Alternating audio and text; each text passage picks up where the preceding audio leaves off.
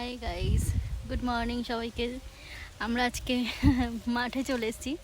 এই যে আমার মাসির মেয়ে কিছুই না, শাক তুলতে এসেছি, শাক তুলবো।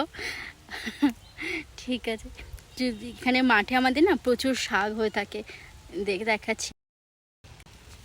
এই দেখুন, এই যে এইগুলো এইগুলো সব হচ্ছে কি শাক বলে এগুলোকে? কলমি শাক না, কলমি শাক, সাঞ্চে শাক। এই যে এগুলো সব সাঞ্চে শাক, এই শাকগুলোই তুলবো। প্রচুর হয়ে রয়েছে মাঠে।